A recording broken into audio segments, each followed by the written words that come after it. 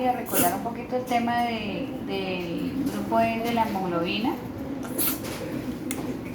Y estábamos entonces recordando la molécula de hierro, de los 4 nitrógenos, los anillos fibrólicos para formar el anillo de la porfirina, y unida al hierro pues se forma la ferroporfirina.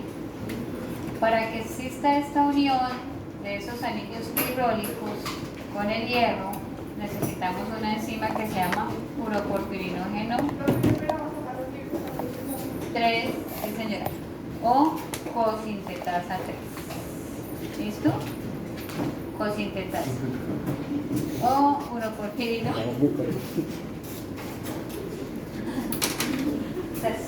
¿Cómo es que dice ese Diego Piropo? Esas miradas matadas, Dios mío,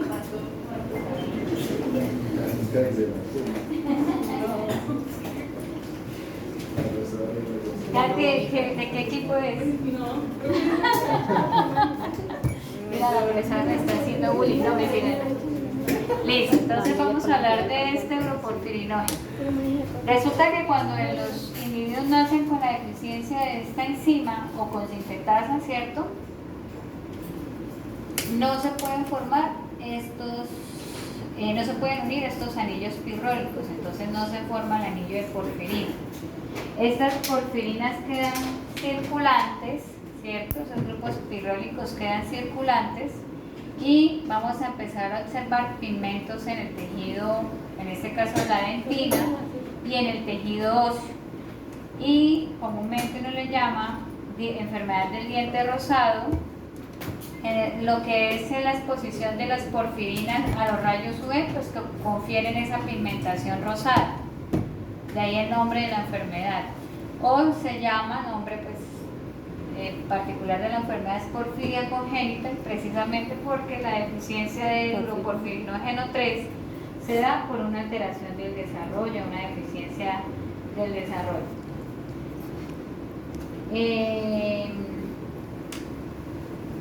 Dentro de las características clínicas, entonces tenemos la osteocromatosis, que es esa pigmentación rosada del tejido óseo. Osteocromatosis, sí.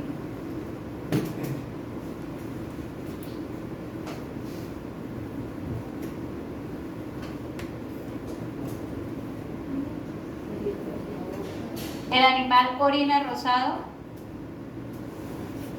se llama porfiruria, y se nota la coloración cuando uno ve que los rayos del sol están en contacto con esa orina, entonces la orina es rosada, porfiruria, excretan las porfirinas por orina.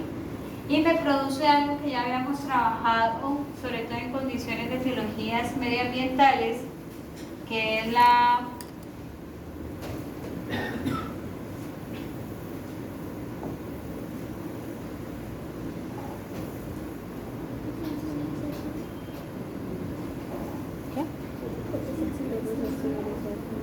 ¿cierto? O esa dermatitis por exposición de sustancias fotodinámicas, ¿cierto? La porfirina sube una sustancia fotodinámica, como está circulante, se pigmenta el hueso, el diente y en piel con los rayos UV, además que cambia el color de la orina con los rayos UV en piel, la porfirina hace la reacción química, se activa el radical libre y me genera la dermatitis necrotizante. ¿Se recuerdan el eczema facial del ovino y esas dermatitis con estrado seroso que se ven histopatológicamente, que es el eritema facial? Pues en esta porfiria congénita también tenemos esa dermatitis fotosensibilizante. ¿Listo? Listo. Vamos a hablar de otro pigmento que es el pigmento biliar. Ustedes tienen ahí una laminita, no recuerdo cuál es el número, y van a buscar donde dice pigmento biliar, pues buscan el hepatocito, vean, buscan el hepatocito. Y en el citoplasma de ese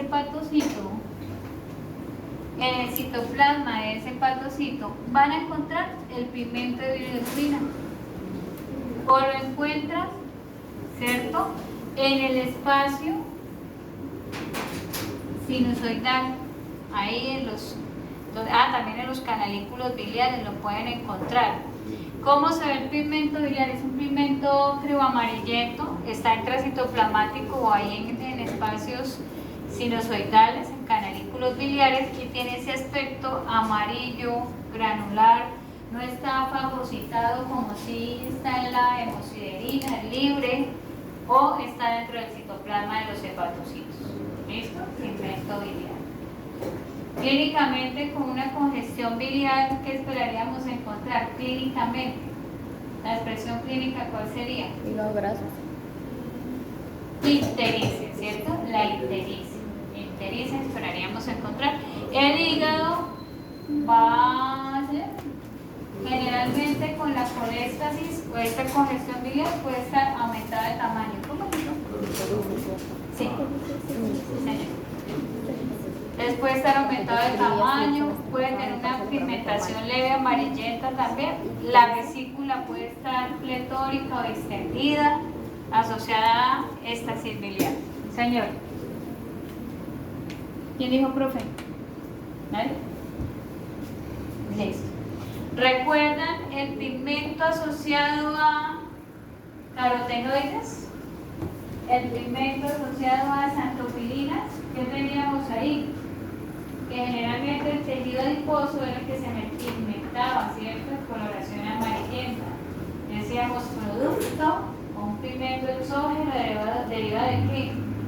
De los vegetales. ¿Sí de no vino? ¿No vino qué? ¿No vino Rafael? ¿Qué le falta? ¿Qué más me falta en ese mesón? El no vino. Rafael no vino tampoco. ¿Y aquí quién me pasa? ¿Nadie? Ictericia, ¿cierto? No. Listo.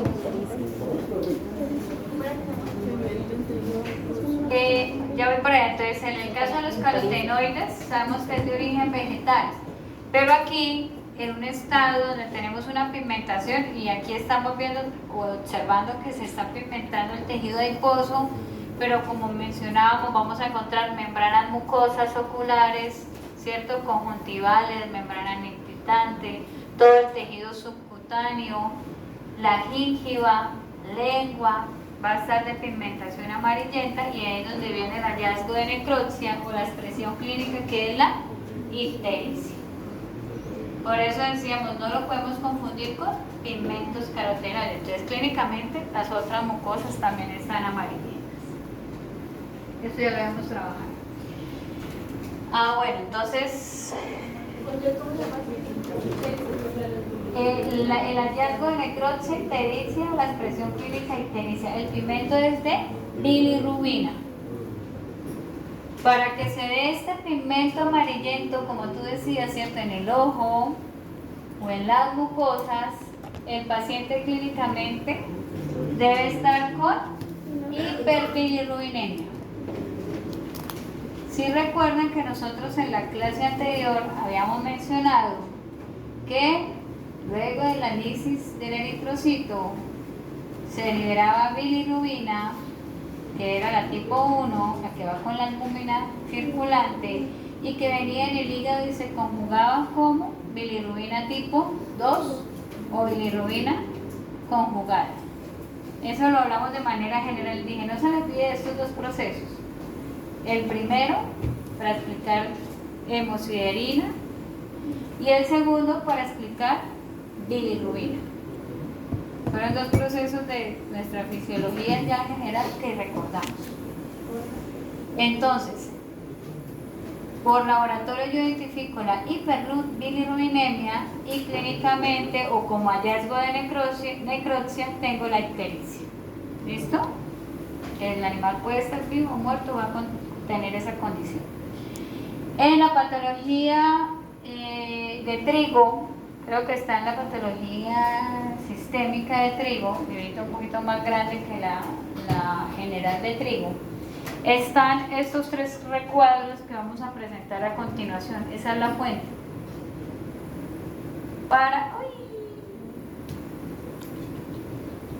Se quedó oprimido el botón. Entonces, el primer recuadro me va a explicar los tres, perdón, en este recuadro vamos a observar los tres tipos de ictericia. En el primer ejemplo, que es este que tenemos aquí, tenemos esta clasificación relacionada con las etiologías que pueden desencadenar cuadros de hiperbilirrubinemia y encontrar la evidencia de la ictericia. Entonces, la primera de las ictericias me dice que la lesión se centra en el tejido hepático.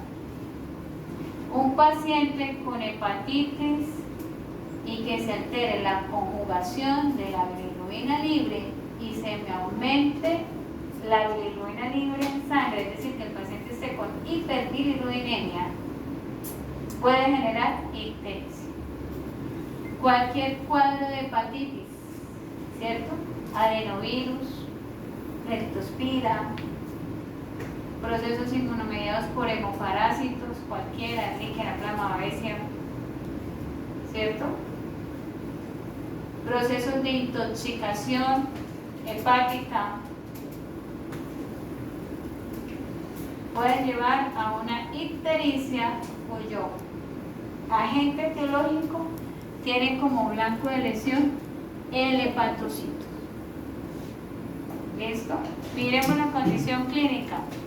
Sea vaca, ¿cierto? Sea equino, canino, ovino. Póngale ahí el animalito que a usted más le guste, que tenga cuadro de hepatitis. Va a tener materia fecal poco pigmentada, pero continúa la pigmentación, y la orina hiperpigmentada. Y recordemos que dentro de este metabolismo de la bilirrubina, pues parte de la flora intestinal genera lo que es el urobilinógeno y el estercobilinógeno. Y si no se está excretando, pues la materia fecal me va a salir menos pigmentada. ¿Listo? Entonces, un adenovirus canino tipo 1 que me genera una hepatitis severa, una babesia con complejos inmunes que me produzcan hepatitis portal. La crotalaria también puede hacer lesiones, por ejemplo, en hepatocitos, pero vamos a observar que la lesión es más severa hacia los conductos biliares. Entonces ahí tenemos lesión primaria hepática y también de conductos. Ya vamos a ver qué pasa con los conductos. Nuestra segunda causa de ictericia, el blanco de lesión, veamos, son los eritrocitos. Y esa ictericia se llama ictericia, ¿cierto?, prehepática o ictericia de tipo hemolítica. Hemolítica. Entonces me está diciendo, es que bueno, babesia, sitio de lesión, eritrocitos, ¿cierto? Me hace la crisis hemolítica, se libera el grupo E de la hemoglobina, y aquí, ¿cuál bilirrubina vamos a tener aumentada si tenemos una lesión de eritrólisis o hemólisis?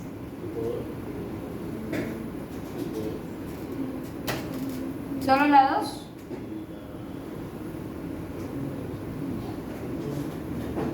Se puede conjugar porque no hay daño hepático.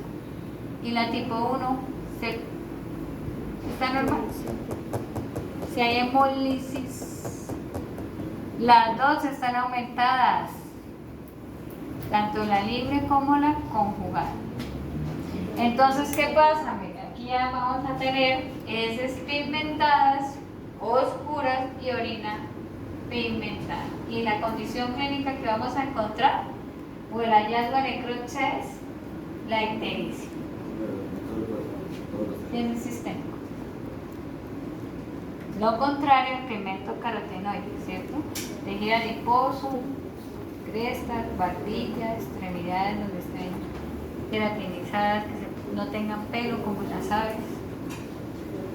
Y nuestra tercera causa de ictericia se llama ictericia de tipo obstructiva o ictericia de tipo poshepática.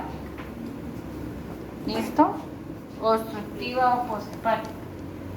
Aquí sí todo lo que me produzca obstrucción de los conductos biliares. Pongan una duela acuática aquí, una fasciola. Coloquen un colerito o un cálculo biliar ahí. Un carcinoma pancreático, que está en la primera asa duodenal del intestino delgado. Podría ser un carcinoma, un colangiocarcinoma, un tumor primario en conductos biliares. Entonces crece el tumor en estas células epiteliales y me genera obstrucción de las vías de excreción biliar. Esas causas todas son obstructivas. ¿Listo? ¿Qué pasa, Vanessa, si se me obstruyen las vías de excreción biliar? No se excreta, ¿cierto? La bilis. Y clínicamente, ¿qué pasa en el paciente? Si no hay excreción biliar. ¿Qué dice aquí? ¿Qué pasa con la materia fecal? ¿Qué color tiene? Son esas blancas, ¿cierto? Blancas. Sin pigmento, porque no se excreta el pigmento biliar. Y vamos a tener un aumento de excreción en orina. ¿Cuál de los dos tipos de bilirrubina vamos a tener aumentados en este caso?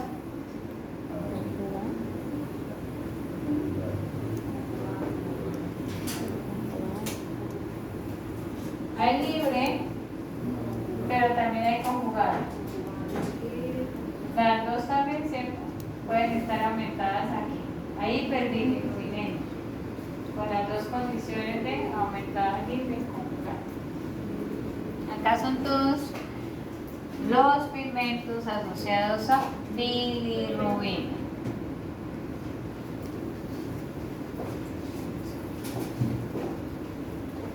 Listo. Paciente positivo a babesia.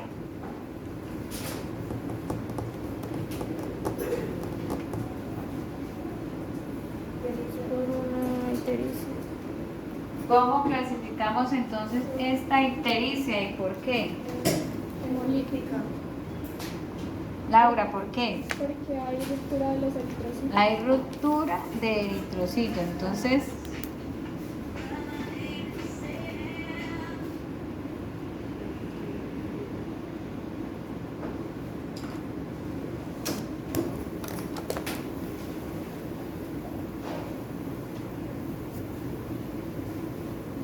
hay ruptura de eritrocitos. Uy, esperen un momento porque me están insistiendo. Listo. Y tenemos clínicamente, bueno, acá es un hallazgo de necropsia, ¿no? Pigmentos de la mucosa. Pigmentos de la mucosa. Listo. ¿Qué diagnosticamos en B? ¿Y cuál es el hallazgo en C? Diagnostique B, cuál es el hallazgo en C y explique por qué se presenta C.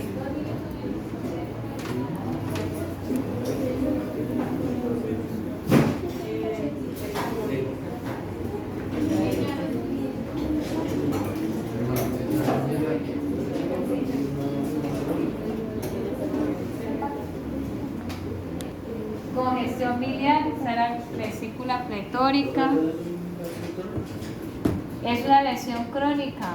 Entonces tenemos una hepatitis multinodular crónica. Por ahí la habíamos nombrado cuando hablábamos algo de adaptaciones con hiperplasia porque hay fibrosis. Sin embargo hay atrofia de los lóbulos hepáticos. Obstructiva. ¿Cómo clasificamos la ictericia en este paciente? C, la ictericia, se ve con tinte amarillento, en estas zonas principalmente aquí. Y todo tiene un tinte amarillento. Ictericia. Con esa lesión en B, ¿cómo clasificamos la causa de ictericia? ¿Se puede hacer obstrucción?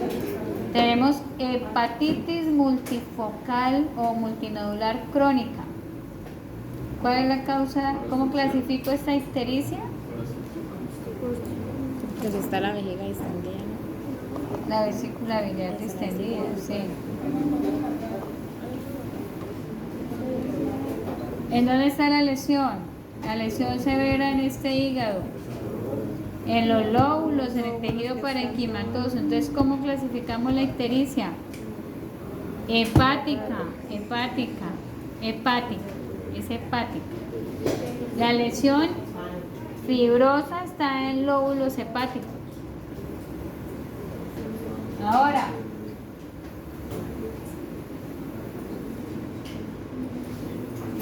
vesícula biliar y tiene estas estructuras en la luz. Ictericia. El paciente presenta ictericia. ¿Cómo clasificamos esta ictericia? ¿Por qué es obstructiva, Andrés? Tenemos colelitos o cálculos, ¿cierto?, biliares en la vesícula biliar. Por lo tanto, ¿qué va a ocasionar, Julián? ¿Qué va a ocasionar, Julián? Si tenemos cálculos, una obstrucción, ¿y qué se va a impedir? La orina. Que se excrete ¿qué? El contenido biliar. ¿Y eso qué me va a generar en el paciente? Esas pálidas. Ah, muy bien. Entonces vamos a tener heces pálidas. Ay, no la tengo aquí. Heces pálidas y clínicamente, bueno, hay algo de necropsia en mucosas, ¿cuáles? Ictericia. Ictericia. Entonces, acá tenemos un ejemplo de colelitos en la vesícula biliar. Una colelitiasis tenemos ahí. Y si la vesícula está inflamada, hemorrágica, pues hablamos de... Ay, no está la colecistitis. Ah, sí, colecistitis, acá está. Colecistitis. Cuando hablamos de coledocolitiasis, entonces está Solo vesícula, conductos de excreción común, también inflamados, y la presencia aquí de colelitos o cálculos biliares. Ya habíamos trabajado esta imagen. ¿Cómo lo clasificamos? Alexandra, ¿cómo lo clasificamos? Este hallazgo.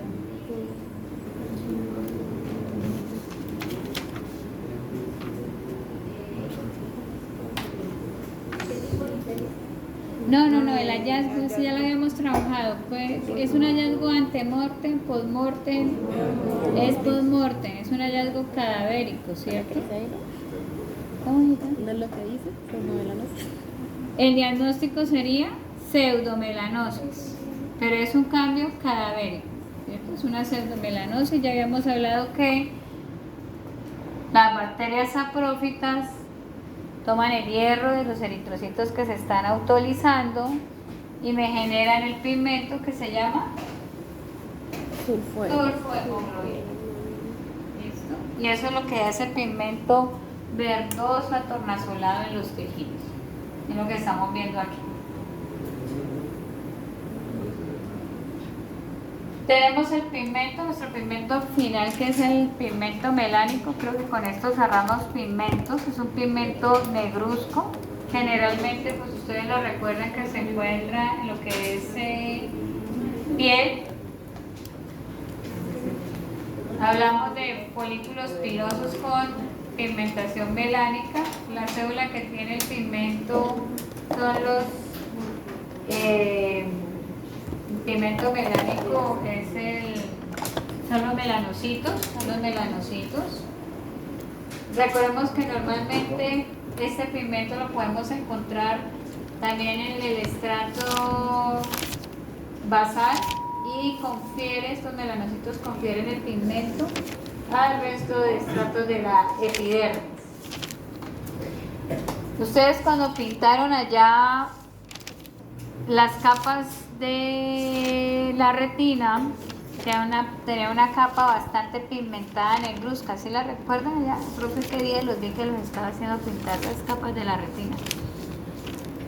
Y había una capita negruzca, esa capita de pigmentación negra tiene pigmento melánico. Ahí también tenemos pigmento melánico. ¿En dónde más tenemos pigmento melánico? En la sustancia nigra del cerebro. Esas neuronas tienen pigmento melánico. Iris, sustancia nigra, bulbo del pelo, ¿cierto? Todo lo que son estructuras preepitelio plano estratificado puede tener pigmentación melánica. Todo resulta que nosotros empezamos a encontrar como hallazgos incidentales, sobre todo algo que se encuentra de manera esporádica, pigmentación de tejidos que normalmente no deben ser pigmentados, como las meninges, ¿cierto? Esto es una pigmentación ectópica, no es normal, está en un sitio en el que no debería estar. Entonces, en estas áreas, las meninges generalmente son translúcidas y transparentes, pero cuando empiezo a encontrar pigmentación melánica en un sitio anormal, es lo que uno llama melanosis. ¿Qué es lo que confiere la melanosis? Entonces me quedan restos o células embrionarias que maduran a melanocitos, entonces se llaman melanoblastos, y van quedando esas agrupaciones celulares en los tejidos, melanoblastos. Y generalmente tienen esa pigmentación negruzca. ¿En dónde podemos encontrar también esa melanosis?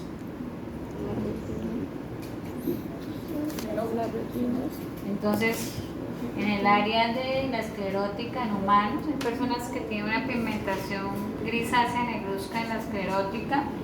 A nivel de la mucosa intestinal, en mucosa intestinal, este intestino grueso, vamos a encontrar esa pigmentación.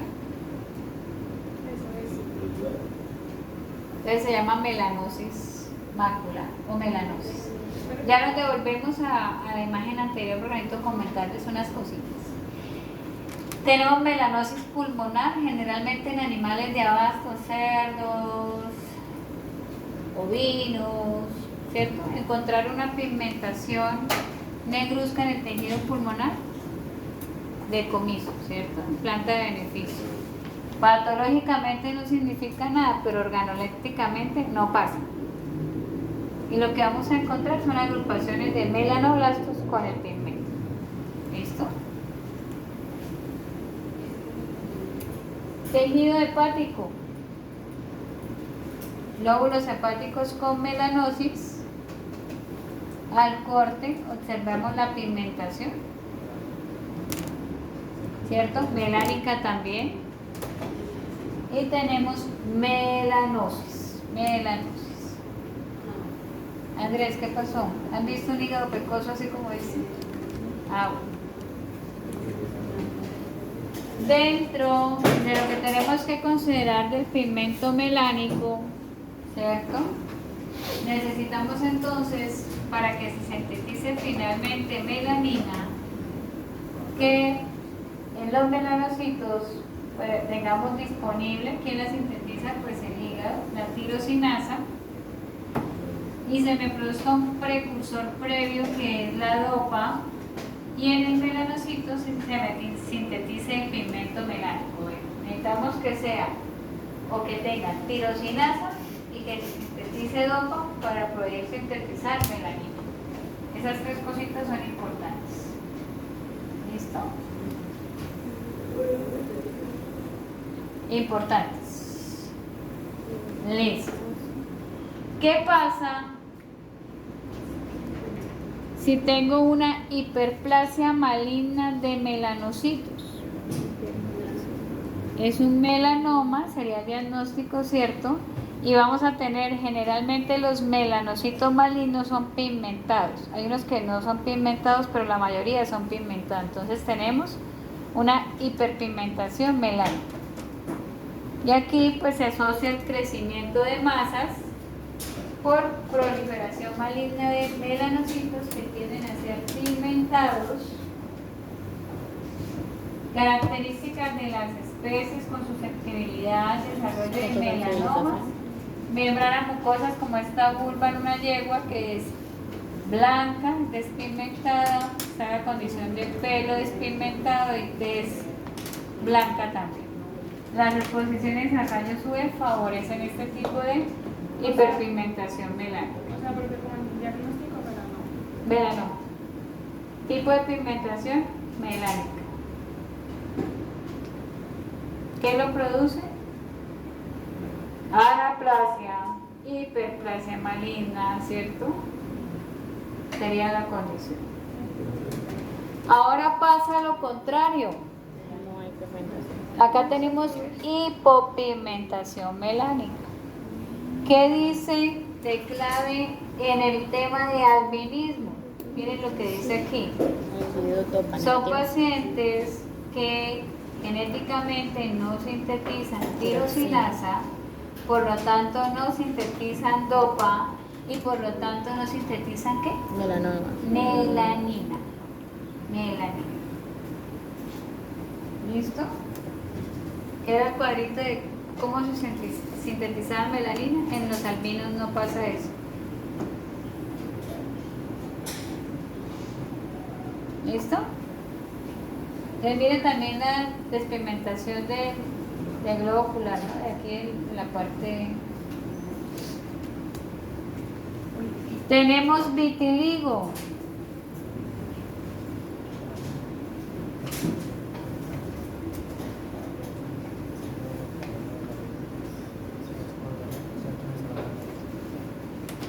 Vitiligo, miren lo que dice, proceso autoinmune y los autoanticuerpos se me están dirigiendo contra quién. Melanocitos. ¿A quién destruye el sistema Melanocitos. inmune? A los melanocitos. Entonces la lesión no es generalizada como en el albinismo. Entonces si uno mira el vitiligo en humanos, en donde generalmente una persona tiene la despigmentación por vitiligo, ¿en dónde se localiza? ¿En qué área? Manos, antebrazos, área facial, generalmente pómulos, ¿cierto? Algunos se les despigmenta acá la parte de la zona de las cejas. Generalmente, ¿cómo hijito? Generalmente áreas de extremidades y área facial. En lupus también podemos encontrar esta despigmentación. En lupus en las mujeres generalmente la despigmentación es facial. Tenemos en animales el área de la unión mucocutánea del plano nasal. Ahí vemos el perrito con la despigmentación. Hay que diferenciarlo de la astosis solar, que es una quemadura por exposición solar, y ahí viene el proceso inflamatorio y una destrucción de melanocitos, pero es por exposición a rayos UV. Generalmente los animales de compañía seniles, viejitos, van a desarrollar esa despigmentación en el área del plano nasal. Si son de tez blanca, pero blanco, lo ideal es cero exposición a rayos UV. En los bordes palpebrales también se puede presentar. Y existen unas enfermedades autoinmunes, no las trabajamos este semestre en el tema de inmunodeficiencias, pero tenemos, por ejemplo, la enfermedad de Chiat, que es una deficiencia en la fagocitosis de algunos neutrófilos, y esos pacientes generalmente tienen despigmentación ocular. Hay un síndrome que se llama el síndrome del coligris.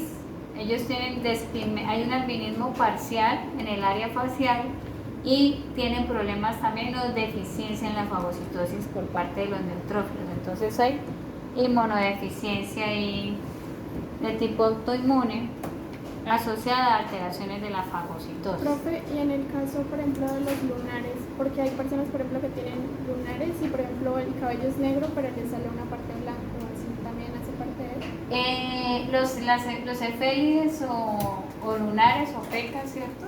Son áreas de hiperpigmentación cutánea. Ahí se incrementa el pigmento melánico. Por ejemplo, las personas que somos blancas tendemos a sufrir más de pigmentación en piel, área de exposición, brazos, cara. Pero cuando hay despigmentación en la zona de los pelos, quiere decir que el folículo no tiene pigmento. Es el folículo el que no tiene la pigmentación. Entonces el pelo que va a crecer ahí no tiene pigmentación porque el folículo no lo tiene. Y así no lo arranque tampoco sale. No, porque el folículo está ahí simplemente. Deficiencia de cobre. Nosotros habíamos trabajado deficiencia de cobre en algunas de las láminas de histopatología y en algunos hallazgos de tipos de muerte celular para ejemplificar necrosis de licuefacción en la masa encefálica. La necrosis laminar cortical, sí la vimos, ¿cierto? De la deficiencia de cobre me produce desmielinización. Pero la deficiencia de cobre, porque este era el caso de estos rumiantes, pequeños rumiantes que tenían nistagmo, pedaleo, ataxia. Listo. ¿Sí?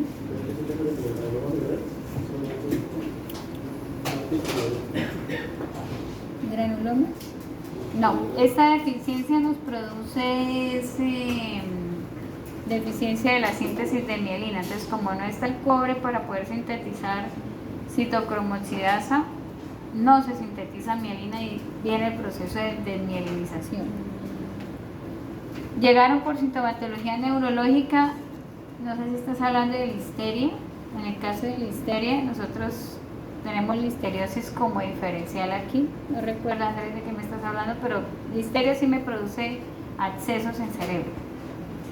Pero el cuento de la deficiencia de cobre aquí, además de que me hace alteraciones neurológicas con poliencefalomalacia, vamos a tener una despigmentación en el pelo, ¿cierto?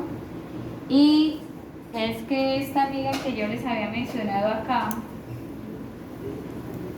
no se sintetiza si no tenemos cobre. Para que se sintetice tirosinasa debemos tener cobre. Entonces, es un paciente que tiene deprivación de cobre, hay menos síntesis de tirosinasa y la pigmentación del pelo va cambiando. Entonces, hay reducción en la pigmentación melánica, entonces el pelo se ve hirsuto, despigmentado, pero lo grave aquí no es la coloración, sino la consecuencia clínica de las áreas de poliencefalomalacia que sí tenemos por esta enfermedad. Y otras lesiones que vamos a ver más adelante por deficiencia de cobre. Eso es un montonero, pero al menos estas dos, despigmentación del pelo y poliencefalomalacia. Y ahí vamos. Listo. Vamos a escuchar a Lina con la siguiente imagen. ¿Cuál sería el diagnóstico, el tipo de pigmento que tendríamos en esta imagen, Lina? Pigmento melánico. Entonces el pigmento melánico es un pigmento negruzco, generalmente asociado a los melanocitos, y el diagnóstico que me están generando lesiones multinodulares o masas sería melanoma, ¿cierto? Es un melanoma cutáneo en la base de la cola también de un caballo. Vamos a escuchar a mi amigo Raúl. Lóbulo pulmonar, una lesión pigmentada multifocal muy fina, de coloración negruzca en lóbulos pulmonares. Busquen rápidamente. Es un pigmento exógeno. ¿Cuál sería, Raúl? Del aire. Antracosis. Antracosis sería el diagnóstico, una antracosis pulmonar. ¿Qué es la antracosis pulmonar? Pigmento del carbón. ¿Y por qué ruta ingresa? Vía respiratoria. Vía aerógena, ¿cierto? Vía aerógena. Importancia clínica, ninguna, salvo si se me produce ¿qué patología? Una neumonía crónica, ¿cierto? Una neumonía crónica. Antracosis pulmonar. ¿Listo? Sairín, siguiente, facilito. Tipo de hipopigmentación. ¿Qué le pasó a esa tortuguita? ¿Qué no tiene? Tirosinasa.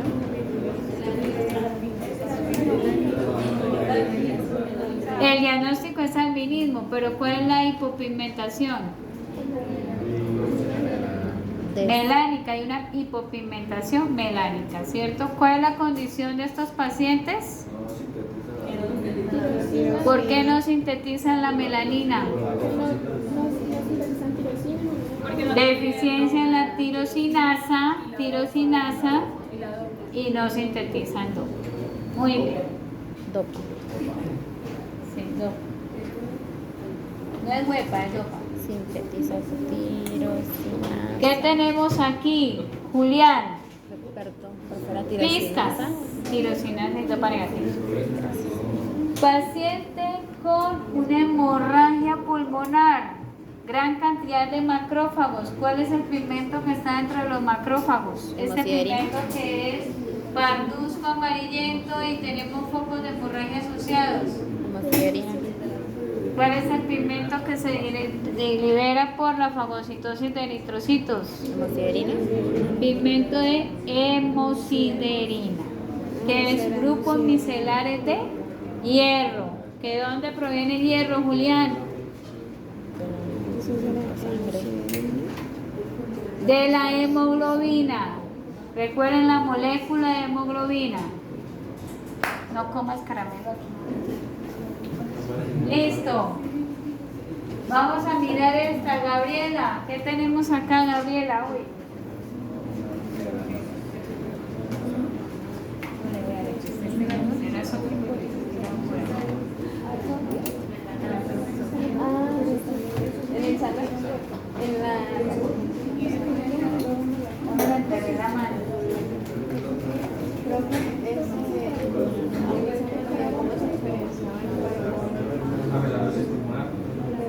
Melanosis pulmonar, ¿cierto? Están preguntando. A ver quién me responde aquí. ¿Cómo diferencio la melanosis pulmonar de una antracosis pulmonar? La antracosis son punticos, ¿no?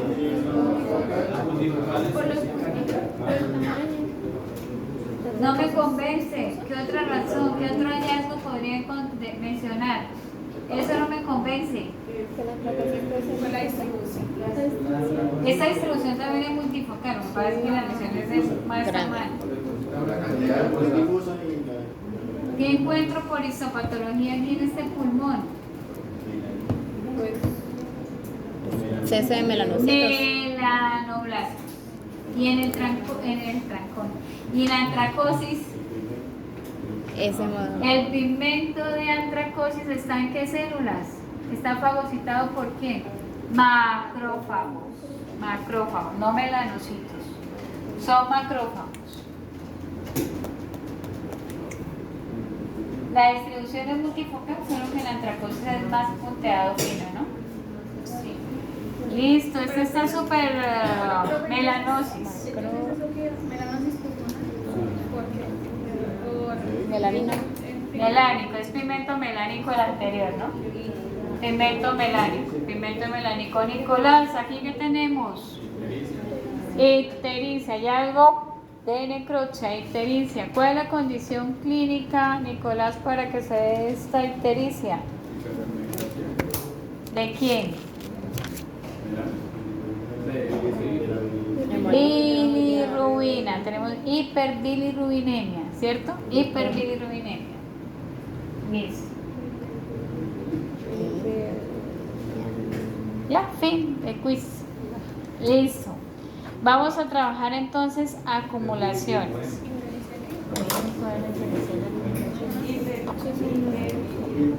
¿Qué encontramos entonces, Chaira, de acumulación lipídica? Nuestra primera acumulación es la acumulación lipídica. ¿Qué encontraste en el cuadro diferencial que hiciste?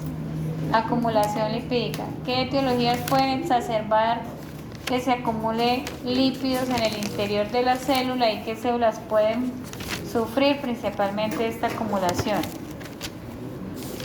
Muchas preguntas a la vez. Acumulaciones, empezamos el tema de acumulaciones.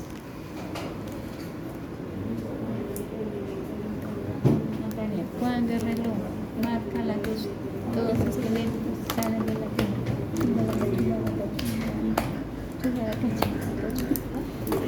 Hay que ponerse el esqueleto. A la otra que le diste esqueleto es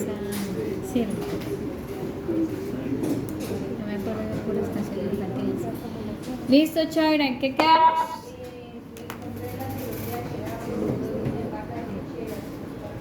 Listo, entonces nos vamos a una vaca, busquemos el hígado de la vaca.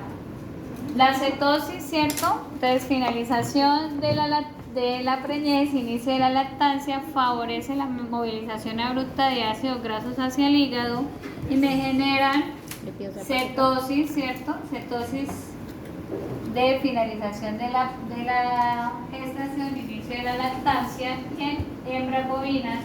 Tiende a hacerse una movilización abrupta de ácidos grasos hacia los hepatocitos. Clínicamente tenemos hallazgo macroscópico, hígado de aspecto amarillento, aspecto graso, de mayor volumen, lo característico está pigmentado amarillento, y por histopatología ustedes encontraron que la acumulación de lípidos es intracelular en hepatocitos, se forma una vacuola lipídica y hacia el exterior de la célula, casi hacia el borde, tenemos el núcleo. Entonces hablamos de lipidosis, esteatosis o cambio graso. Es intracelular. Entonces, si ustedes van y miran, creo que la lámina que ya habíamos trabajado, si no estoy mal, era la lámina, no me acuerdo, G19, dice cambio vacuolar. Esas vacuolas corresponden en la G19 a lipidosis hepática. ¿Listo? Bueno, se puede llevar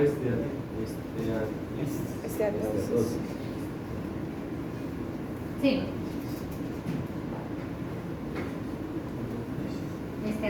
Esteatosis. No, esteatosis. En felinos, yo puedo encontrar hígado graso idiopático en felinos, ¿cierto? Puedo encontrar hígado graso por procesos de intoxicación. Si yo tengo un tóxico, por ejemplo en este caso, el animalito se intoxicó con un refrigerante que tenía etilenglicol, lo que me va a ocasionar el etilenglicol en el paciente es que se reduce la síntesis de lipoproteínas. ¿Y para qué sirven las lipoproteínas? Para transportar los triglicéridos, ¿cierto?, del hepatocito hacia el tejido adiposo. Si eso no sucede, ¿en dónde quedan los triglicéridos? En el hepatocito. Y como resultado, pues voy a tener lipidosis, esteatosis, cambio lipídico o hígado graso. Cuando toman cervecita, ¿qué pasa ahí?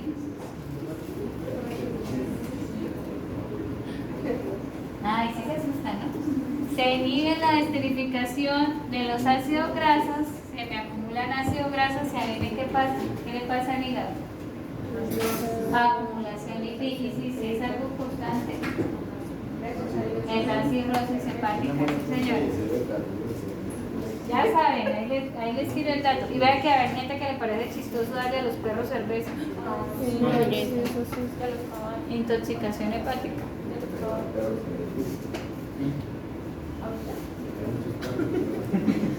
Los procesos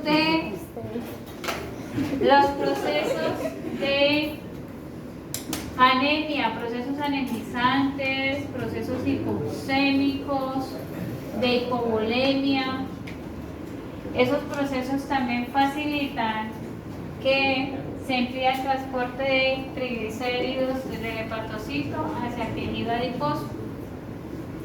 ¿Qué pasa? Si yo tengo una enfermedad, Enrique, ¿por qué me puede producir anemia? Porque la célula blanca. La célula blanca de Produce trombocitopenia, hay vasculitis asociada. ¿Será que la vasculitis me lleva a hemorragia? ¿Será que la trombocitopenia me lleva a hemorragia? Sí. Entonces, esas condiciones de la patogenicidad de la riquia generan en ese paciente un cuadro anemizante, y la condición de la hipoxemia en estos pacientes pues va a generar nuevamente, que exista un transporte más lento y además el animalito está enfermo, no está lactando, si es un cachorro como este, y va a generar que exista un metabolismo muy similar a lo que pasa en las vacas. Pero eso no era el mismo cachorro de la ¿ese no es el mismo? Es otro botón. Este es otro botón. Entonces, estos procesos de hipoxemia también ocasionan que se reduzca el ATP, menos síntesis de proteínas, se me acumulan los ácidos grasos y triglicéridos en el interior de las células y tenemos cambio lipídico multifocal. Algo también característico de este cambio lipídico es que se pierde la resistencia normal del parénquima hepático y se vuelve friable. Y tenemos también hepatomegalia. Cuando tenemos un hígado graso, la distribución de la lesión, es decir, si hablamos de todo del lobulillo, el cambio graso afecta todo el lobulillo hepático. Y si hablamos de que afecta todos los lobulillos hepáticos, cuando hablamos de lipidosis hepática, el aspecto es difuso. La lesión del cambio lipídico es difuso. Me afecta a todos los hepatocitos. ¿Listo? ¿Qué aves yo puedo tener? Mire, en este caso, yo no tengo lipidosis hepática. Yo tengo cambios focales de acumulación lipídica o esteatosis focal. Acá hay algo de pigmento biliar, pero esa pálida indica que hay lipidosis, pero focalizada. Pero si ese cambio se me vuelve difuso, que afecta a todos los lobulillos, ahí sí diagnostico hígado graso. Especie susceptible, generalmente en planta de beneficio, donde más veo hígado graso es ese ave, ¿cierto? Las aves tienden a ser mayor cambio graso. Pollo en corte. ¿Hígado graso es lo mismo que lipidosis hepática? Sí, pero ese es difuso. Difuso. Y profe, entonces cuando es solamente focal. Hablan de cambio lipídico focal o de distribución multifocal. Pero para que sea hígado graso debe ser difuso. Del diagnóstico no sea. Hígado graso solo con poquitos, tiene que ser difuso. Resulta que también nosotros tenemos acumulaciones extracelulares. Si no estoy mal, nosotros teníamos una glándula mamaria con carcinoma mamario, ¿cierto? Mixto mamario, ejemplificado metaplasia escamosa, metaplasia ósea, y en uno de esos acinos hay unos cristales muy parecidos a estos, vean. Cuando yo tengo estructuras sin afinidad tintorial y tienen esta morfología lanceolada, yo sospecho de acumulación de colesterol. ¿Listo? Colesterol. ¿De dónde los encuentro normalmente? Acinos mamarios y en los ateromas.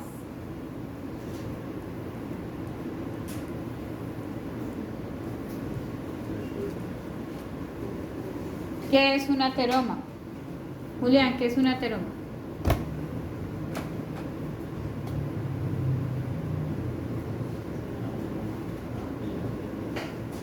Le dicen al abuelito, le vamos a hacer un cateterismo porque usted tiene una obstrucción en los vasos coronarios.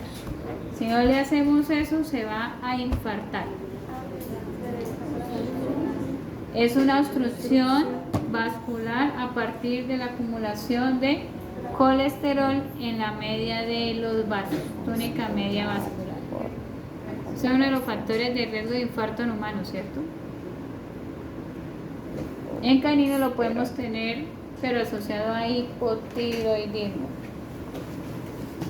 Entonces resulta que esa acumulación de cristales de colesterol para el caso de un acino mamario puede estimular una respuesta leucocitaria con células gigantes. Julián Montoya, ¿qué tipo de exudado tenemos ahí? Cuando hay células gigantes. Granulomatoso, ¿cierto? Células gigantes, entonces me está formando un granuloma. Vean, los ateromas, en la media vascular se me forman granulomas a partir de esa acumulación de cristales de colesterol.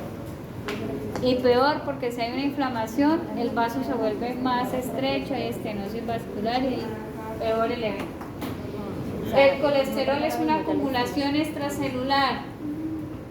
¿En dónde estaba la acumulación lipídica? En el hepatocito, intracitoplasmáticamente. ¿Listo? Tinciones especiales para mirar acumulación de ácidos grasos y triglicéridos o colesterol.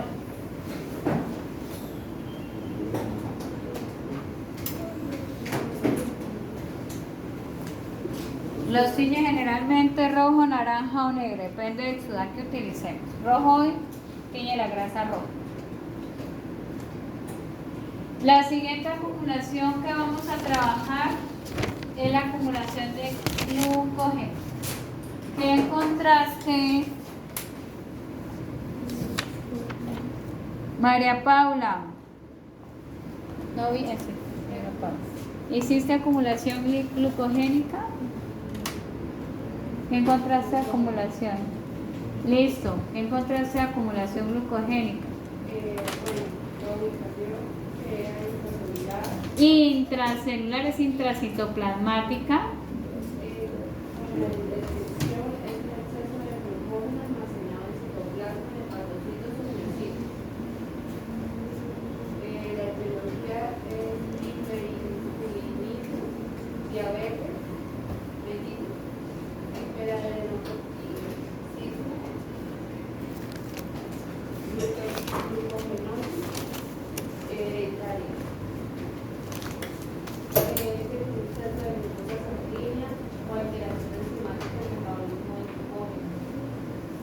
Profe, esas cositas blancas es acumulación de lípidos.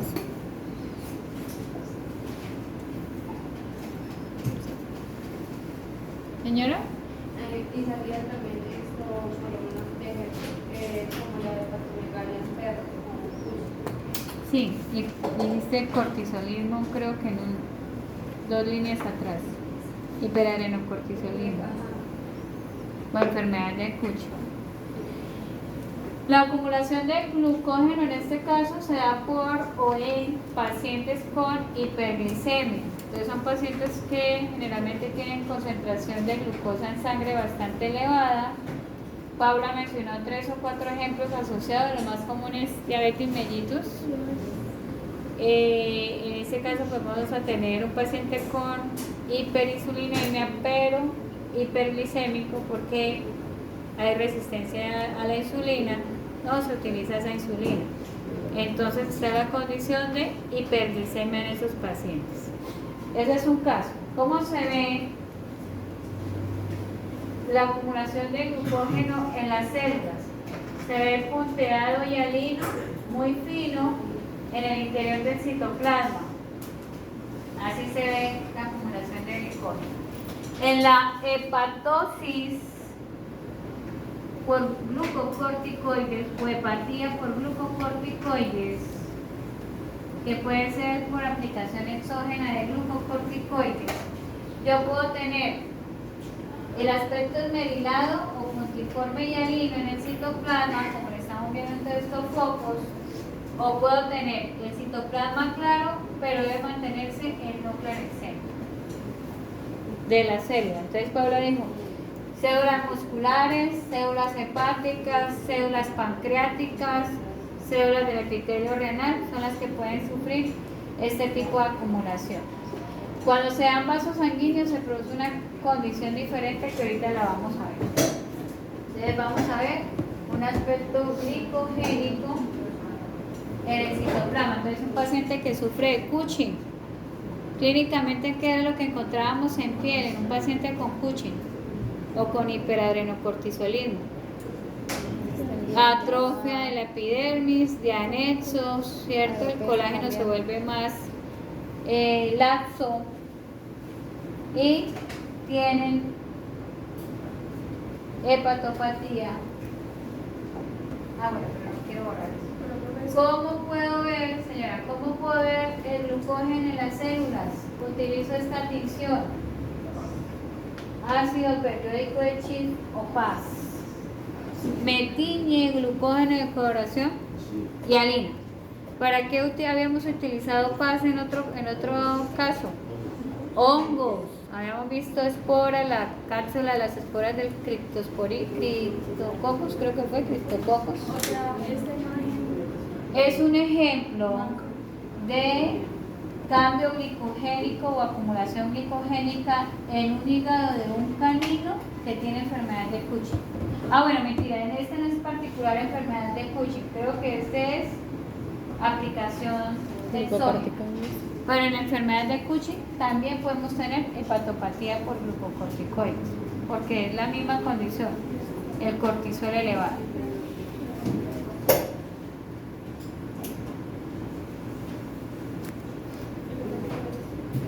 Y hablaste de otra tercera causa que fue, Paula, la última causa que leíste fue glucogenosis hereditaria congénita.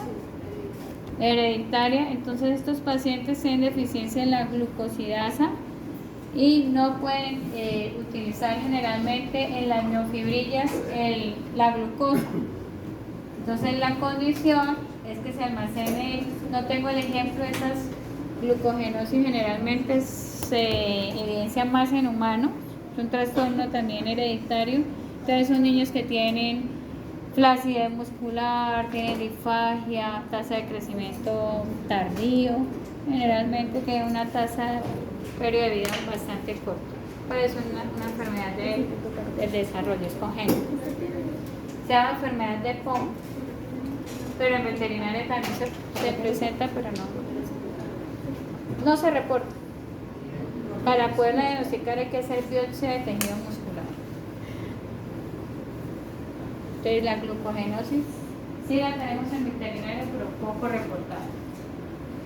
En humanos se dan los casos, pero ya la condición es atonía muscular.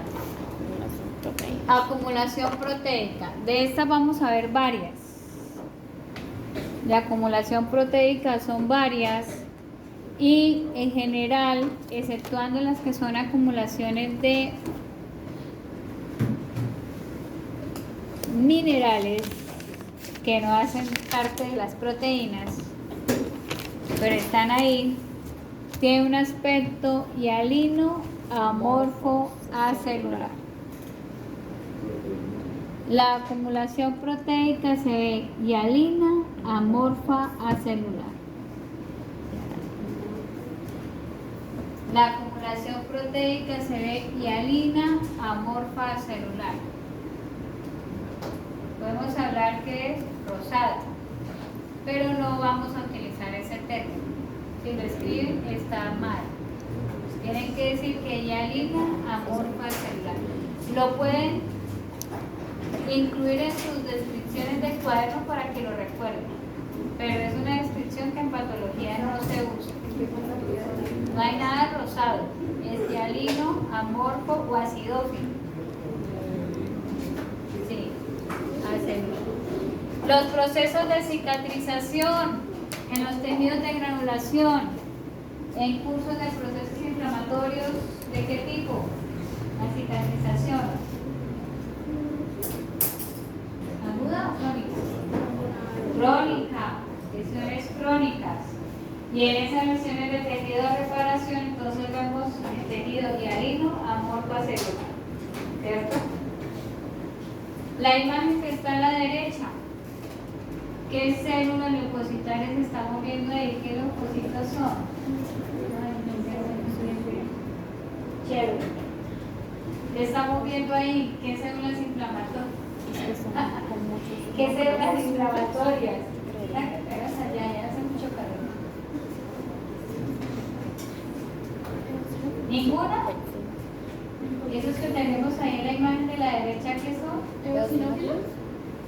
Pero el núcleo no es segmentado, es núcleo redondo. Lo que pasa es que la cromatina se ve grumosa, se ve como irregular.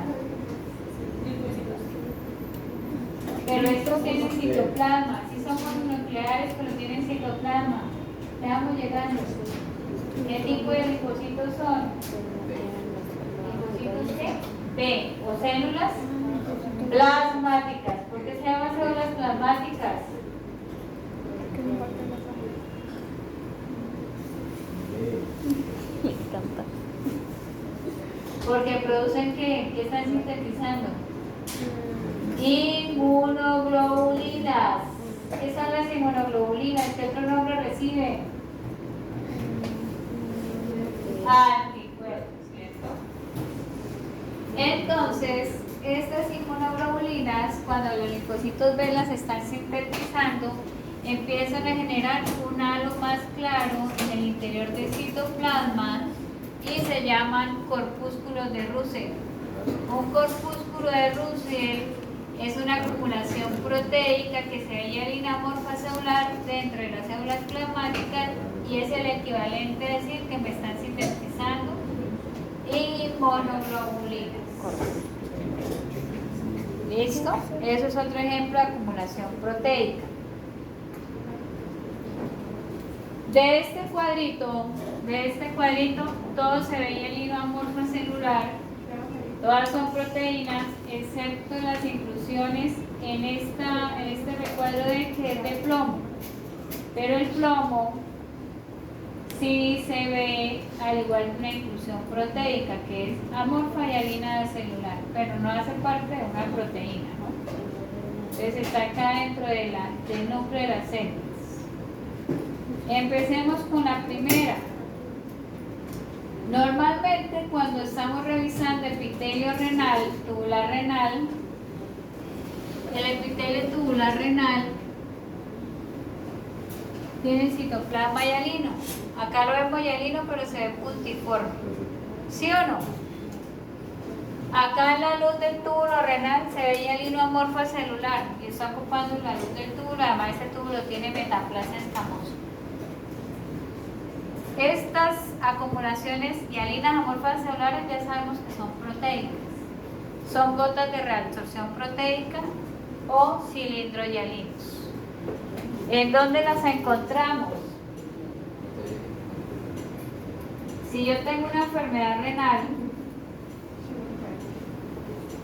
¿cierto? En el glomérulo o en los túbulos, o pierdo proteína por la filtración glomerular o no estoy haciendo reabsorción tubular y se pierde proteína, ¿cierto? Entonces puedo encontrar nuevamente cilindrohialinos en la luz o, como vimos en la imagen anterior, gotas de reabsorción proteica acá en el epitelio. En este caso, pues en estos túbulos no se ve. ¿Cuál es la proteína que de forma patológica puedo excretar en la orina?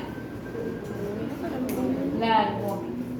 Clínicamente tengo un paciente con proteinuria. Proteína es lo que está excretando ese paciente con enfermedad renal. Listo. ¿Y cómo se ven los cilindrohialinos? Johan. Johan. ¿Hoy es jueves? Me pucha, todavía faltan días para seguir hablando. Johan, ¿cómo se ven las gotas de reabsorción proteica o cilindrohialinos? ¿Qué decíamos de lo proteico? Hialino amorfo celular. Hialino amorfo celular. Hialino acelular. ¿Lo ves qué? Se ve morado por la foto porque es una fotico vieja. Pasémonos a la más nueva. ¿Cómo se ven aquí? Hialino amorfo celular. Puedes tomar la forma donde se esté acumulando.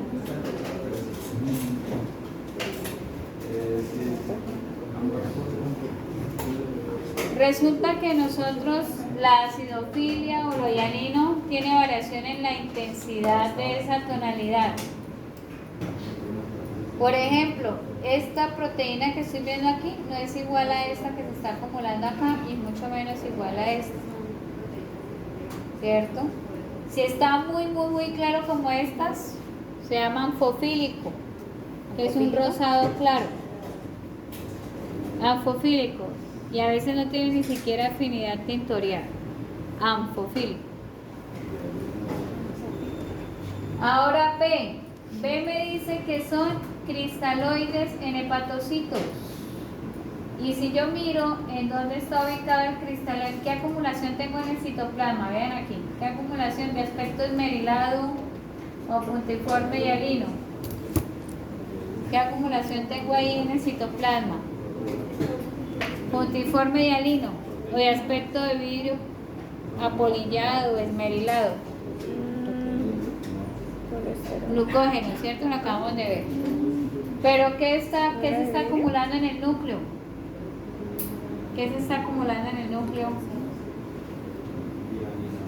Proteína. Sí, se veía el hilo amorfo celular. El cristaloide, ¿cierto? Son acumulaciones de restos de membranas celulares en celulitas. ¿No las ves rosadas?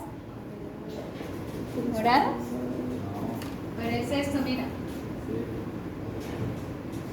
Eso se ve rosado. El núcleo se debe ver así, ¿cierto? Y la cromatina está dispersa.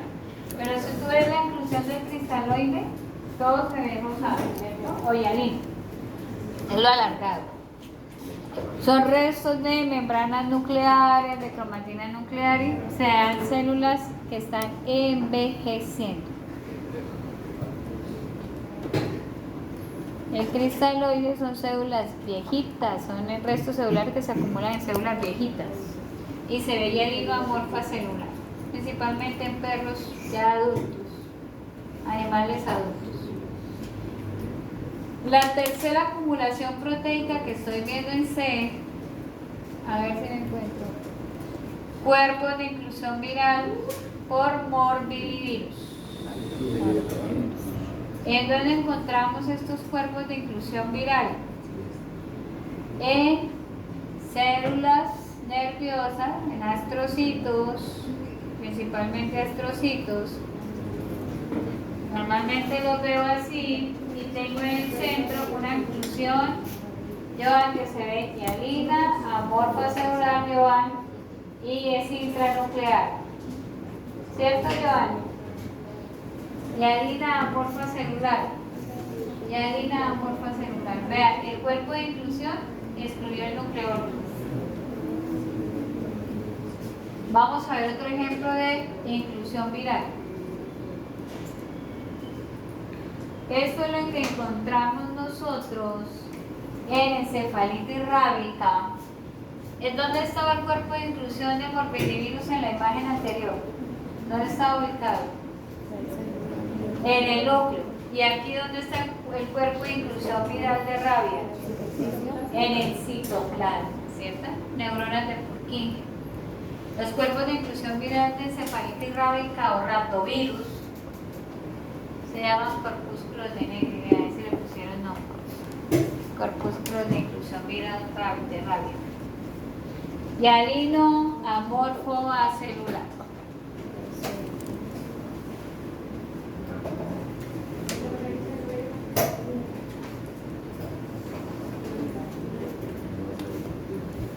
Que dijimos que se veía ya el hilo amorfo celular, aquí yo sí se ve como más, mucho más claro anfofílico, sí, realmente hay púrpura tenue, hablamos de anfofílico, pero eso es una acumulación de plomo, intoxicación por plomo, ¿no? Es intranuclear. Lo podemos encontrar en glándulas intestinales, glándulas gástricas, en epitelio tubular renal, en hepatocitos. Se puede teñir de...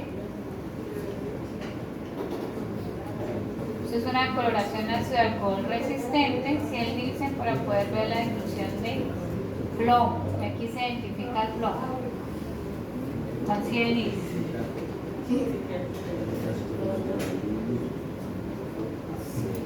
Encefalopatía espongiforme bovina. ¿Qué es eso?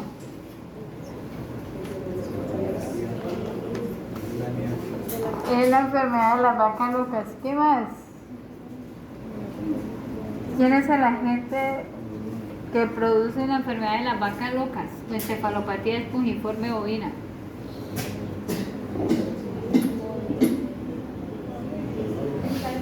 Es una proteína priónica, ¿cierto? PRPSC es una proteína normal, proteína priónica, un prión. ¿Qué hace el prión? El prión no se degrada, resiste la fagocitosis, tiende a almacenarse, cambia la estructura normal de las proteínas de las células nerviosas. Como no se degrada, tiende a acumularse y el efecto es producir la esponjiosis y acumularse en los tejidos.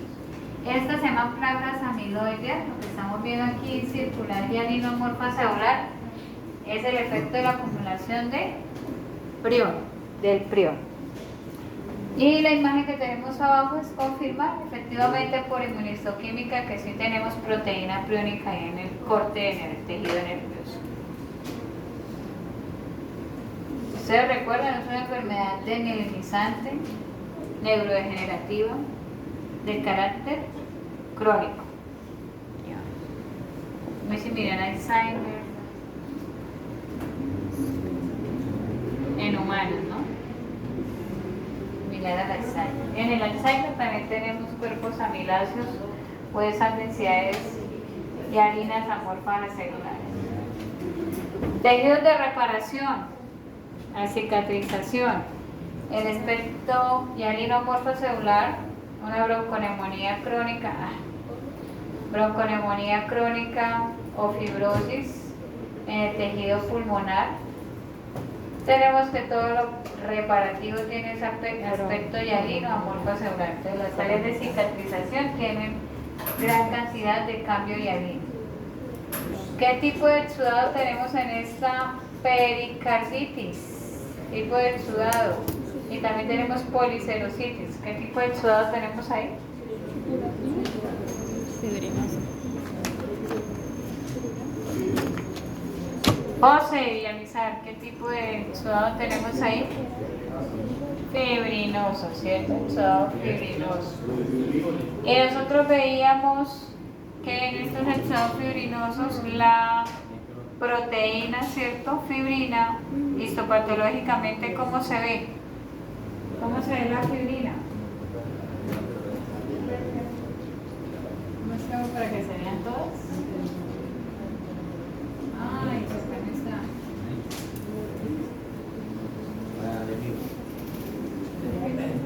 ¿Cómo se veía la fibrina por histopatología? Porque es que hace parte del cambio proteico. ¿Por la cantidad de qué? Uy, fibroblastos no. Una acumulación de...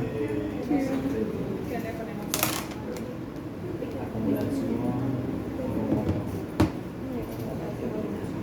Vea, esta la trabajamos la clase pasada.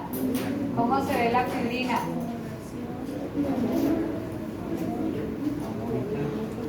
¿Cómo se ve la fibrina histopatológicamente? Hialina amorfa celular. Macro tiene esa precipitación que va desde la coloración blanquecina hasta la amarillenta. Y está asociado, pues, entre más piocitos tenga la lesión, mayor pigmento tiene amarillento.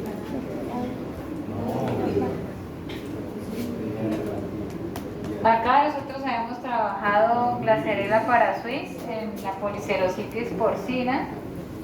Entonces tenemos ahí ese aspecto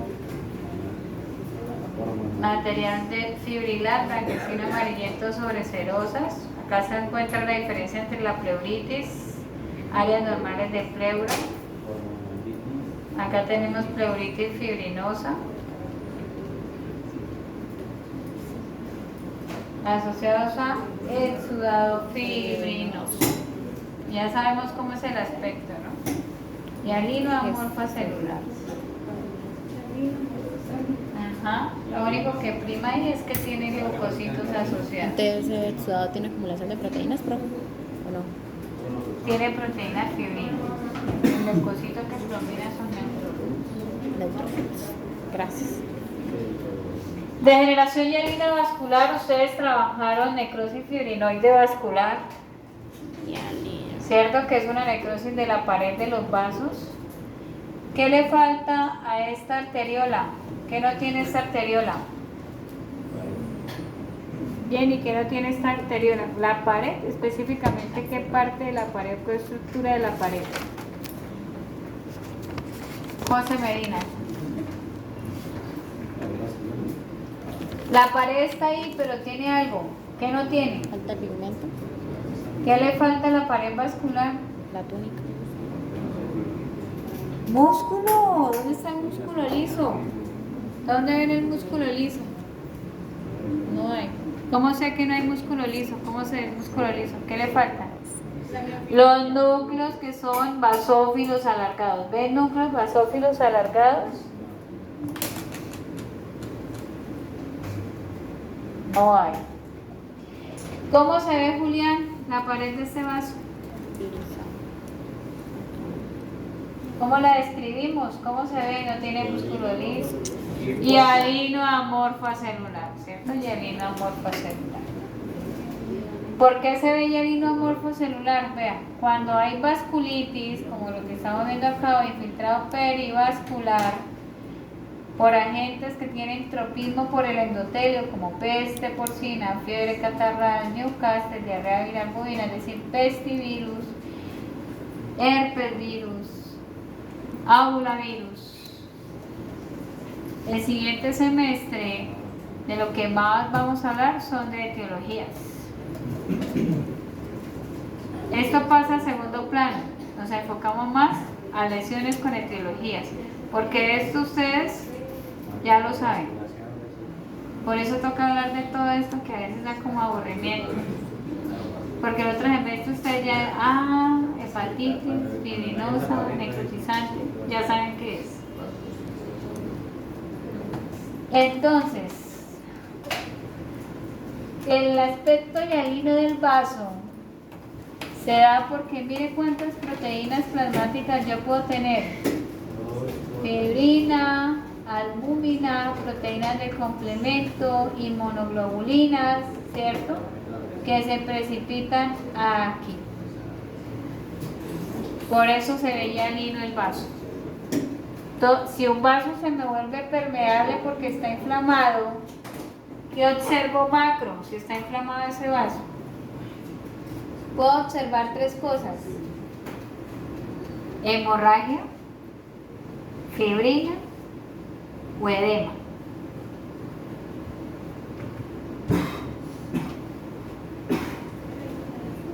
O todas las anteriores, ¿cierto? Entonces acá en este caso podemos tener la fibrina, pero también encontramos el cambio hialino vascular. Y es un cambio proteico. Bueno, acá están hablando de intoxicación con alcaloides también.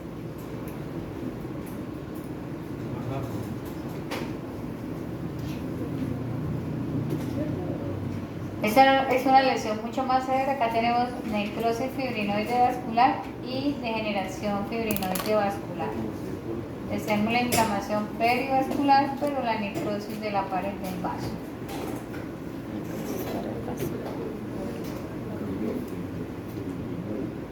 Ajá.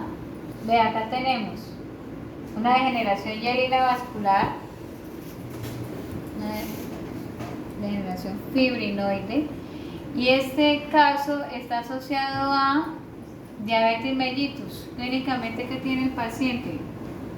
En la diabetes mellitus que mencionamos allá con Paula, que tenía el paciente, hiperglicemia. Por lo tanto, vamos a tener acumulación de glucógeno.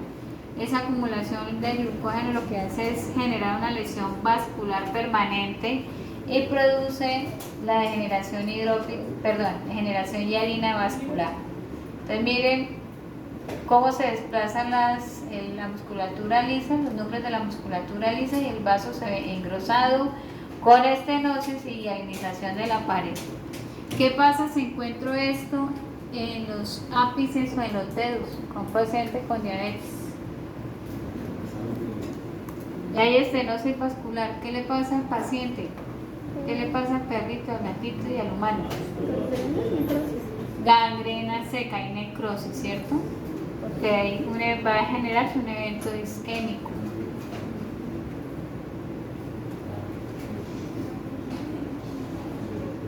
Pasa mucho en humanos, ¿no?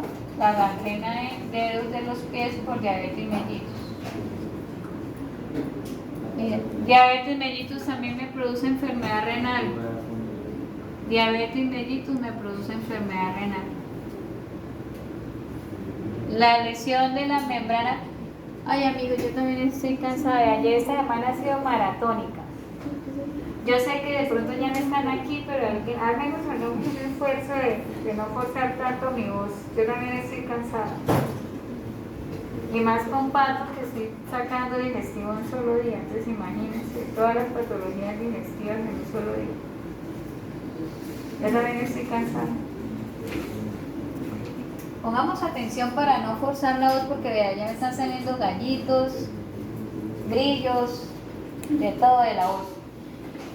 Cuando yo tengo un paciente diabetogénico, esta lesión de degeneración mixomatosa, como ustedes saben, el penacho glomerular tiene bastante capilaridad y se va dañando también esos capilares glomerulares. Ese paciente además que tiene acumulación de glicógeno, además de que tiene degeneración hialina vascular, termina enfermándose del riñón y además le da gangrena, como todas las anteriores. Ceguera también, porque esta lesión vascular se ubica en la uvea del ojo. El paciente termina siendo también una uveitis, una degeneración. Los pacientes diabéticos hacen ceguera, desarrollan ceguera por estas lesiones vasculares. ¿Listo? Trombo. ¿Por qué el trombo hace parte? Porque el trombo hace parte de los cambios hialinos. ¿Cómo se ve un trombo en la luz vascular? ¿Sí recuerdan la lámina del infarto renal? ¿Cómo se ve el trombo en el infarto renal? Hialino amorfo celular. ¿En dónde es su ubicación? ¿En dónde está la ubicación de estos trombos? En la luz vascular, ¿cierto? Adherido ahí a la íntima del vaso. ¿Qué proteína se está acumulando cuando se forma un trombo?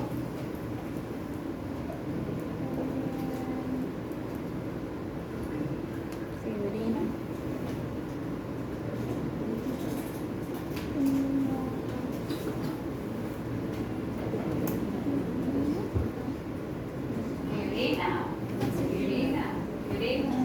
Ahí se polimeriza la fibrina, fibrina.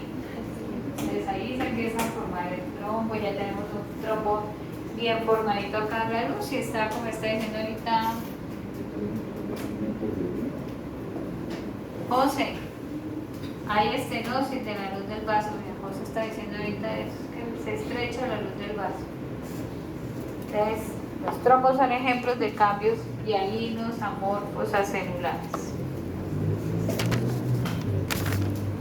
Siguiente acumulación, acumulación amiloide. El amiloide es una proteína plegada. ¿Y cómo se produce esa proteína amiloide? Generalmente la condición de la patogenia son pacientes con patologías de enfermedades inflamatorias crónicas. ¿Cuáles podemos ejemplificar? Desmagia, esclerosis crónica, salmonelosis crónica, tuberculosis, paratuberculosis, salmonelosis crónica.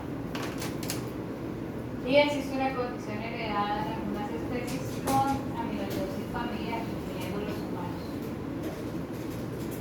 Pero en estas condiciones de enfermedad crónica como la tuberculosis, la salmonela y todas las anteriormente mencionadas, incluyendo los retrovirus, que también son de carácter crónico, lo que hace la respuesta inflamatoria es que los macrófagos liberan interleuquinas y le mandan señales al hígado y le dice, bueno, póngase a sintetizar una proteína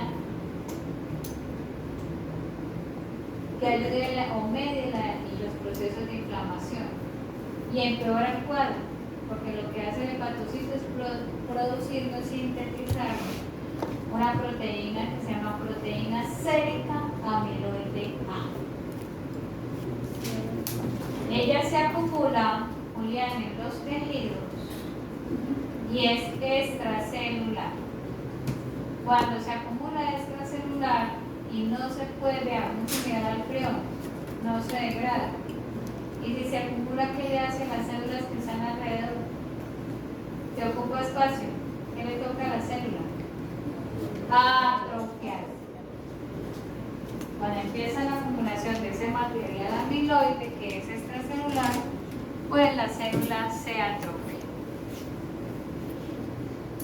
Acá tenemos macroscópicamente una amiloidosis hepática, no, esta es esplénica. Tenemos sur de Merkel, Lugol y tejido en fresco. Entonces se sumerge el tejido y donde existe la coloración positiva, ahí tenemos amiloide. Va a seguir. La conjuntivitis crónica en este equino, lo que hace es aumento del tamaño del tejido porque tenemos esa proteína que no se degrada. Y vamos a tener organomegalia, palidez. Señora Paula. Y entonces tenemos la acumulación del material amiloide, que acá lo estamos viendo, los hepatocitos que están sufriendo, ¿qué adaptación? ¿Qué adaptación están sufriendo? Atrofia, porque tenemos el material amiloide que se está acumulando ahí en el espacio de XC o el espacio entre la membrana del hepatocito y el sinusoide. Tenemos amiloidosis hepática. Esta es hepática también, vamos a mirar la renal. En glomérulos se puede depositar en membranas mesangiales, en membrana entonces acá del penacho glomerular, en la luz de túbulos renales o en la lámina basal. Si recuerdan que nosotros habíamos hablado que Sudán sirve para teñir acumulación de colesterol, lípidos y ácidos grasos dentro de los lípidos triglicéridos. PAS para evidenciar glucógeno, y tenemos esta tensión para poder observar amiloide. El rojo Congo tiñe esta acumulación acidófila de rojo. Pregunto, ¿por qué aquí tiño rojo y por qué no tiño esta proteína en esta luz tubular renal? ¿Qué puede ser esto que no es amiloide? Pero sigue siendo amorfo y alino celular. ¿En qué piensan? Si sigue siendo hialino amorfo celular. Seguimos pensando que es proteína, ¿cierto? Sí, pero no es amiloide porque no se tiñó de rojo con el rojo Congo. Entonces, ¿qué es? virus o cristales. Entonces hablamos de gotas de reabsorción proteica o cilindrohialinos. Quiere decir que esto no es amiloide, sino es ¿qué? Albúmina. Albúmina. Vea, veníamos de aquí. Estamos hablando de esto. Voy a poner esta porque no se ve tan morada como la otra. Veníamos de acá. ¿Listo? Gotas de reabsorción proteica o cilindrohialinos.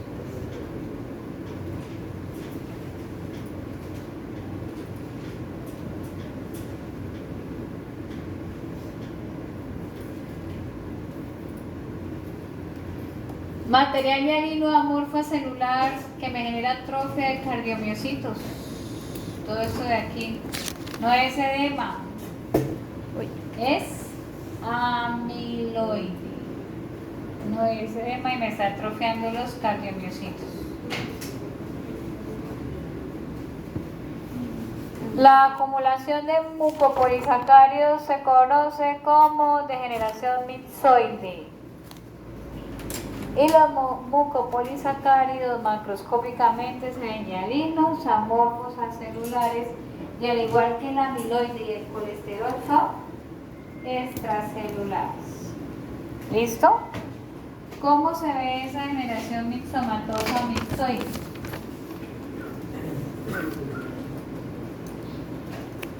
Parte del endocardio valvular normal, esto rojo intenso, y esto anfofílico. ¿Qué decíamos, Johan, que era anfofílico?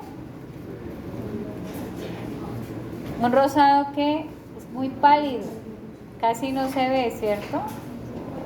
Esto anfofílico es la generación mixoide. Y se me acumulan mucopolisacáridos. Vamos a mirar qué pasa si tiño esa acumulación mixoide. ¿Qué utilizo? ¿Cómo se llama la coloración especial? Y me hicieron reír en el grupo de ayer. Profe, usted pregunta las tinciones, no me las pregunta. Pero a menos escúchenlas. O de pronto sí. No sé. Oscar, pregunto tinciones. Ah, bueno.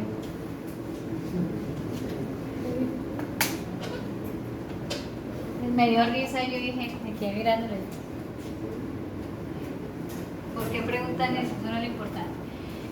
Si yo lo veo hialino en una hematoxilina eosina con el azul de toluidina, los mucopolisacáridos se ven verde aguamarina, ¿cierto? Bonito ese color, veo. Bueno, azulito, verdoso. Bueno, díganle verde aguamarina, azul rey, bueno, como ustedes le llamen a los gama de colores. ¿Cómo se ve macroscópicamente? Resulta que cuando yo estoy viendo patologías cardíacas y empiezo a ver que el endocardio valvular tiende a reducirse de tamaño, se vuelve elevado, el endocardio mural, forma nódulos y es tumefacto. Esa es una degeneración mixomatosa del endocardio, llámese valvular o mural, y tiene ese aspecto hialino amorfo celular, pero es anfofílico, poco teñido. Debería verse todo como esta área. Mixomatosa valvular o endocardiosis. No se les puede olvidar.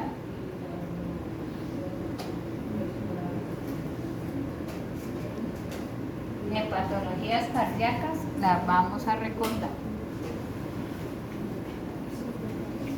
Es una de las principales lesiones del endocardio y de la mitral en caninos.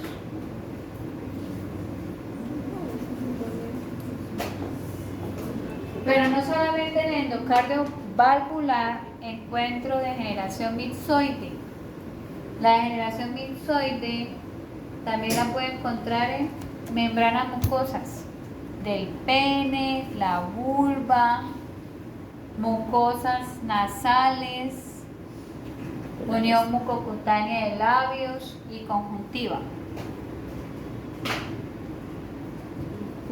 Algunas enfermedades de transmisión sexual en humanos producen esto, degeneración mixomatosa en las estructuras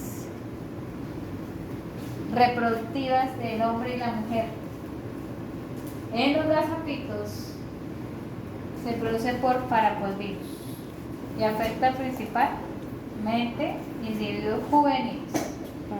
Se mueren a veces porque la queelitis y la estomatitis no les permiten comer. Entonces mueren principalmente es por desnutrición asociada. Paraposvirus.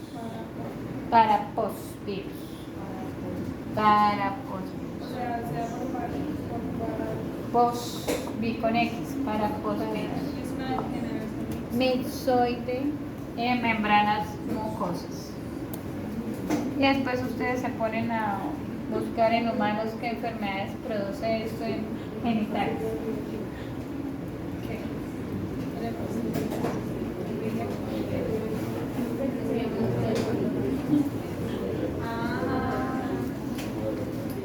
Me parece fea esa palabra. Además esto me está sangrando y la profesora dijo esa palabra. Depende de quién es, masculino o femenino. En los procesos de dilatación de las paredes vasculares, ¿qué pasó? ¿Está lloviendo? Sí, hace mucho calor, ¿cierto? Dilatación y desgastamiento de la pared vascular también sufre degeneración vinzoide.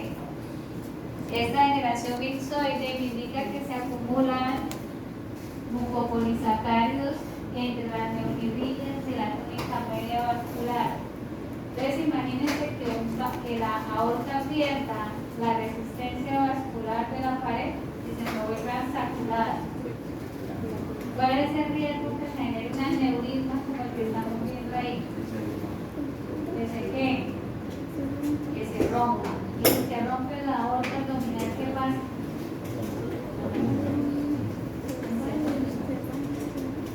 Un minuto, 5 minutos más o menos.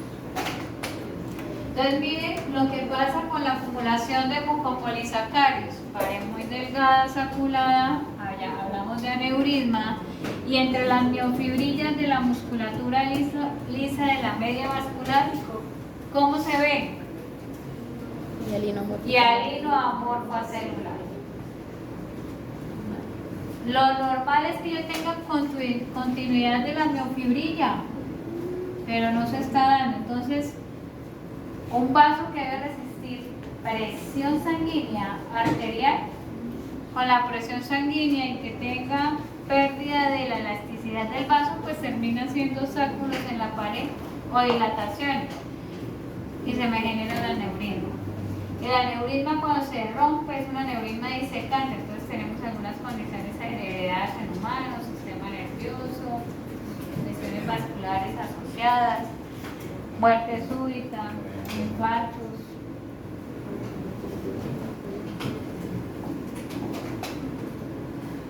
Calcificaciones.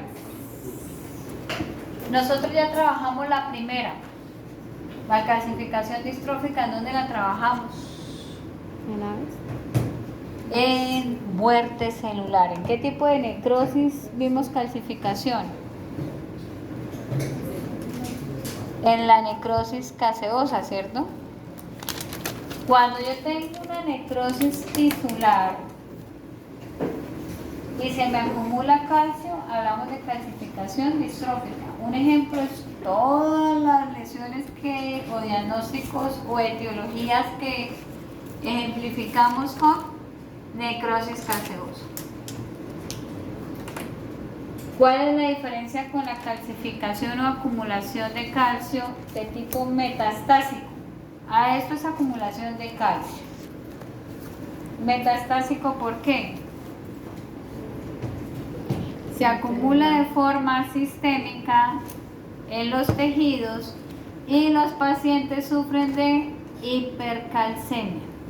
No requiere necrosis previa tisular, como si en la calcificación de tipo distrófico. Pero los tienes súper distraídos, nena. Listo. Vamos a hablar de calcificación distrófica. Algunos ejemplos. Calcificación endocárdica, miocárdica, lo vamos a ver el siguiente semestre también.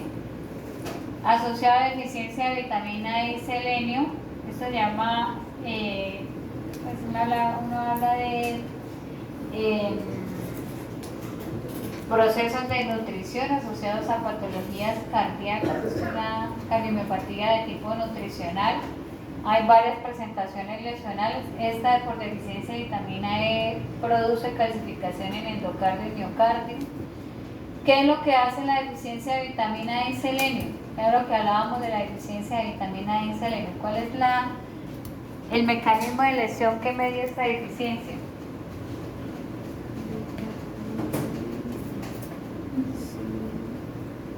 Una cardiomiopatía de tipo nutricional. ¿Qué es lo que hace la vitamina E y selenio de forma fisiológica? ¿Qué es lo que hace? ¿Elimina qué? Radicales libres, ¿cierto? No hay peroxidación de membranas, pero si ocurre lo contrario, ¿qué se acelera? La sobreproducción de radicales libres, peroxidación de membranas, y eso genera ¿qué? Muerte celular. Entonces acá en los cardiomiocitos produce la necrosis de los cardiomiocitos y acelera la precipitación de calcio. Esa es solo una lesión de todas las que producen la deficiencia de vitamina D.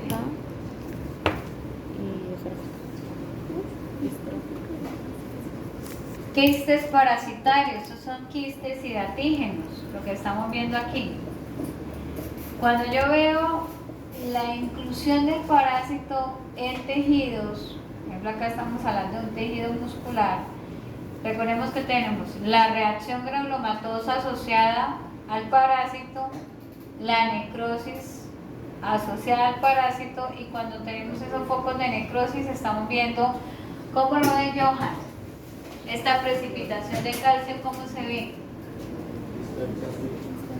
Azulosa, ¿cierto? Entre acidófila y basófila. Generalmente el calcio se ve basófilo, es lo que pues esperaríamos a encontrar. Entonces la acumulación de estos restos de material basófilo me indica que hay calcificación. Y si hay necrosis del tejido, ¿es calcificación de qué tipo? ¿De qué estamos hablando? Calcificación distrófica. Vea, hoy vimos un caso de los chicos de patología con una calcificación en la media de los vasos. Nuevamente necrosis tisular y la precipitación de calcio. Es que esto se aplica. Calcificación del tipo distrófico. Metastásica.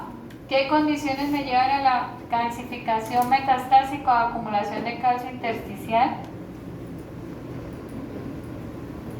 No hay lesión previa tisular, entonces tenemos septos alveolares, pero se ven extraños, no se ven con una morfología delgada. Y ahí Seiri me estaba mostrando que tenemos acumulación en intersticio, y el intersticio de la pared se empieza a ver aumentado. O es inflamación o hay otra cosa que está generando el engrosamiento de septos. Aquí no estamos viendo inflamación, estamos viendo que hay un material que se precipita de tonalidad basófila que está generando ese engrosamiento. Esa acumulación basófila es calcio, pero no tenemos inflamación ni necrosis previa. La condición, y les mencioné hace 5 minutos, que para que exista una calcificación metastásica el paciente debe estar hipercalcémico.